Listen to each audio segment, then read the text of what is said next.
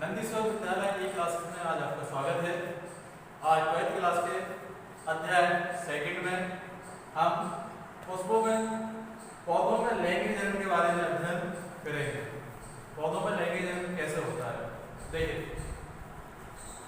जो आपने वैसे इससे पहले 11th क्लास में इसके बारे में थोड़ा बहुत आपने पढ़ा होगा। आज इसके बारे में थोड़ा डिटेल में पढ़ते जाते हैं, ठीक है। एक पुष्प की संरचना है जिसके विभिन्न भागों को मैंने ब्लैक बोर्ड पर दर्शाया गया है आपको। इन सारे भागों को मैं आपको अभी हर चीज को एक तरीके से समझा रहा हूँ। देखिए जो पुष्प होता है, पुष्प का वह आंतरिक भाग है।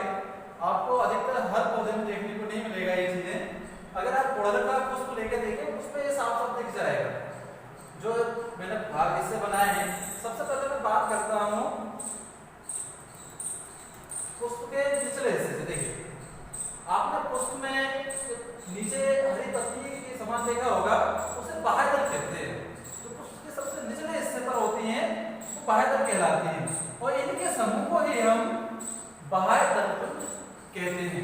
इनके बाह्य और इसके ऊपर का जो पत्तियों का जो पुष्प की पत्तियां होती हैं उन्हें हम दल कहते हैं, पत्तियों को, और उनके समूह को हम दलपुंज कहते हैं।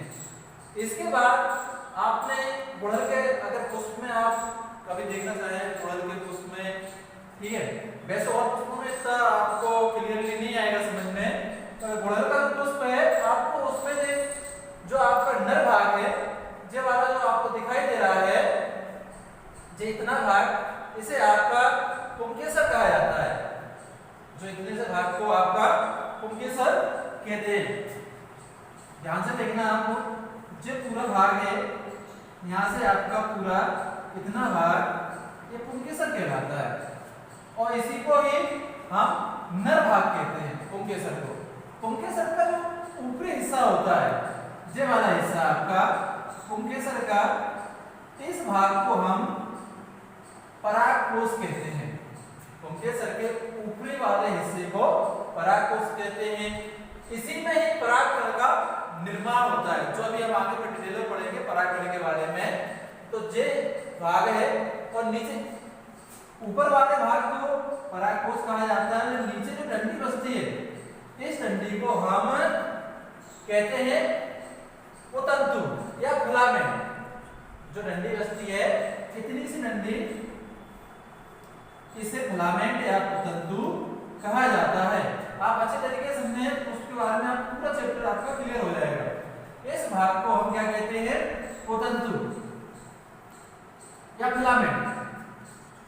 पुंकेसर पूरे भाग को कहा जाता है, जो नर भाग है इसी को पुगम कहते हैं, ठीक है।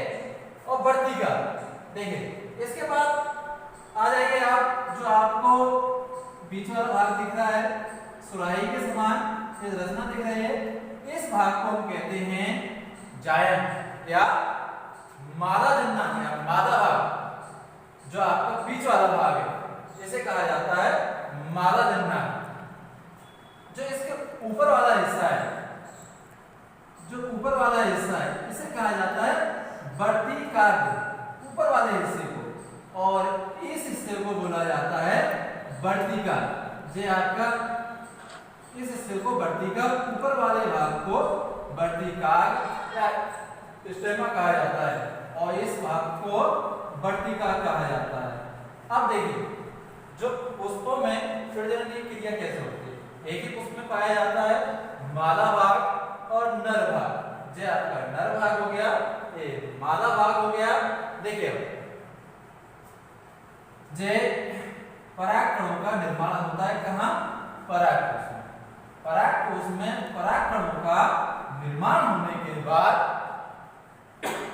विभिन्न क्रियाओं द्वारा, हवा के द्वारा या मनुष्य के द्वारा या कीटों के द्वारा, ये परागकण यहाँ से निकलकर, ये परागकण निकल के कहाँ आ जाते हैं? आपके मादा भाग पर या जायन पर।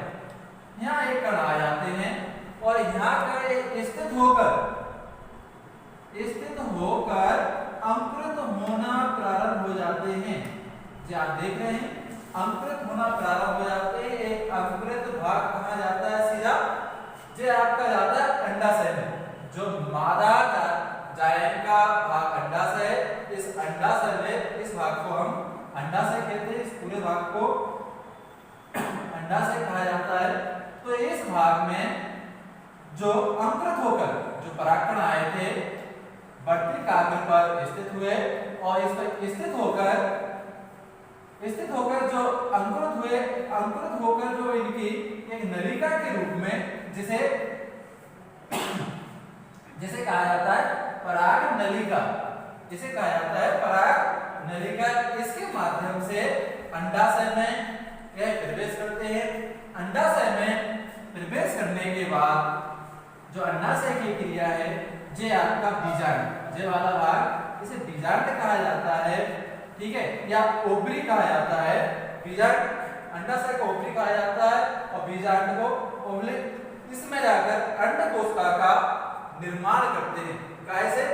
नर एवं और मादा एवं के सहयोग से यहाँ अंडाशय में एक नए एवं का निर्माण होता है। इसके बाद देखिए इसे मादा युग्मक भी कहा जाता है।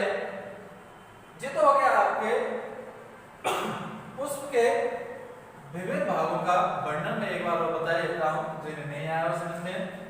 पुष्प के निचले हिस्से से हम देखना प्रारंभ करते हैं। जो हरी पत्तियां टाइप की उसमें रहते हैं उन्हें बाह्यदल कहा जाता, उनके समूह को बाह्यदल पुंज कहते हैं।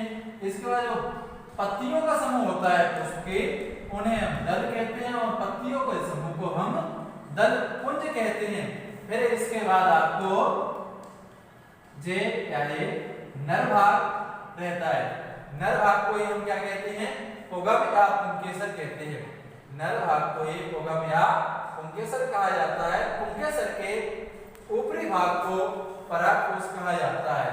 परागकोश क्यों कहा जाता है? इतना ऊपरी भाग को, इसमें परागकणों का निर्माण होता है। परागकोश के ऊपरी भाग में परागकोश का निर्माण होता है। यह पराग किसी भी विधि द्वारा वायु के या मनुष्य के माध्यम द्वारा परागकोश से निकलकर एक निश्चित समय अवधि के बाद जो जायक में का ऊपरी हिस्सा है वर्तिकाग्र पर स्थित हो जाते हैं और यहाँ स्थित होकर यह अंकुरित होना प्रारंभ हो जाते हैं। अंकुरित होकर यह एक जो मैंने बताया है जो एक नलिका के रूप में अंडाशय में ज्यादा प्रारंभ हो जाते हैं। जो अंकुरित एक नलिका अंडाशय में प्रवेश करती है, इस नलिका को हम कहते हैं पराग नलिका। और अंडाशय में जाके एक अंडकोशिका का निर्माण करते हैं। जो आपके पुष्प के बारे में जो एक जानकारी है आप इसे नोट कर लेना या स्क्रीनशॉट ले सको, स्क्रीनशॉट ले लेना। जो आपको अगर पुष्प के बारे में समझना है ये बहुत जरूरी है। इसके बाद हम अलग अलग हिस्सों के बारे में अध्ययन करेंगे। सबसे पहले हम अध्ययन करेंगे अब काय के बारे में? परागकण या पुंकेसर के बारे में। देखिए यहाँ पे आया ये जो पुंकेसर, ये भाग पुंकेसर होता है।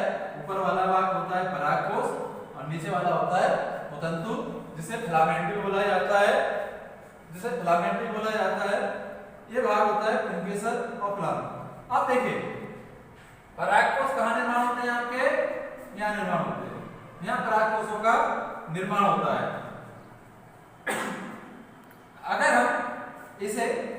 अगर आप ध्यान से देखें इस ऊपर वाले हिस्से को, अगर यहाँ इसे काटा जाए तो करीबन इसकी स्थिति इस तरीके से होगी। करने के बाद बीचों बीच से अगर काटा जाए, ऊपर का हिस्सा है, नीचे का हिस्सा, इसमें देखिए जो आपका परागकोश है इसे काटने पर इसमें आपको इस तरीके की स्थिति देखने को मिलेगी। आप चाहें बुक में देख सकते हैं, आपके पास बुक होगी, बुक में आपको यह चित्र आपको अच्छे से देखने को मिल जाएगा। आप यहाँ भी समझ लें थोड़ा।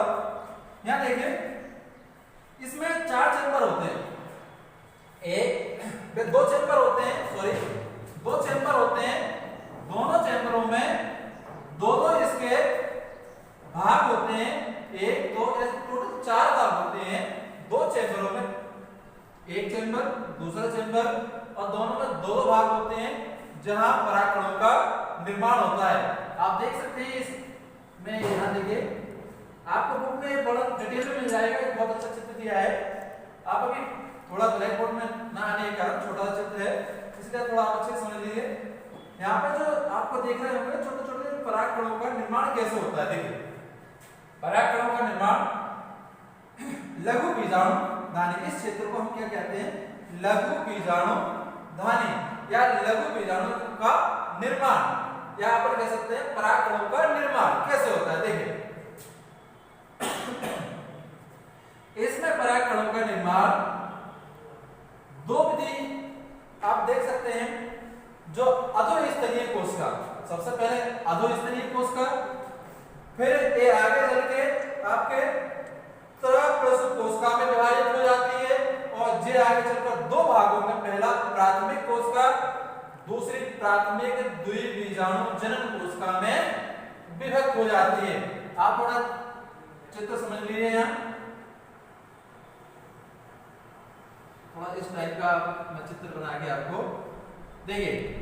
जो आपके जो भाग रहते हैं, पहला भाग आपका प्राथमिक कोशिका, दूसरा प्राथमिक द्विबीजाणु जनन। तो प्राथमिक कोशिका के तीन भाग होते हैं, जो आप परागकण में देखेंगे। जो आकृति बनती है इस टाइप की,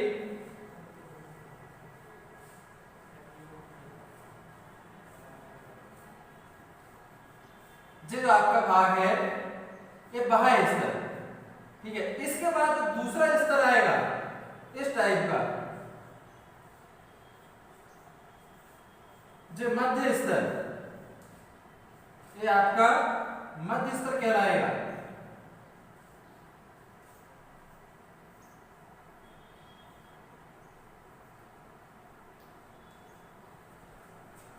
इसके बाद जो तीसरे स्तर में परागकणों का जो निर्माण होता है, जो आपका पीटम जो रहता है, तीसरा जो भाग कहा जाता है पीटम कहा जाता है।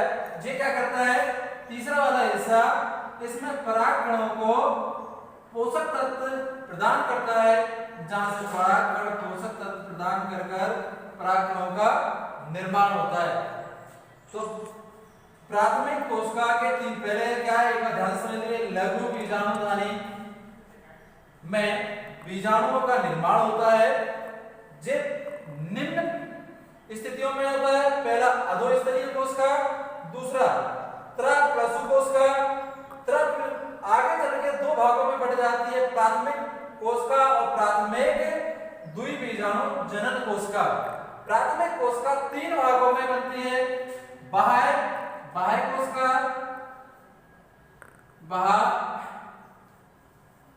कोशिका, ठीक है, और दूसरा होता है मध्य कोशिका, और तीसरा पीटम, जिसमें जो तीसरे स्तर की होती है वो क्या करती है, जो परागकोश हैं उनके लिए पोषक तत्व का निर्माण करती है, और धीरे धीरे परागकोशों का निर्माण होकर वो निकलकर जायक पर जाकर एक नए बीज का निर्माण करते हैं। आज का लेक्चर हम यहीं पर समाप्त करते हैं। इसके आगे का टॉपिक हम अगली क्लास में पढ़ेंगे।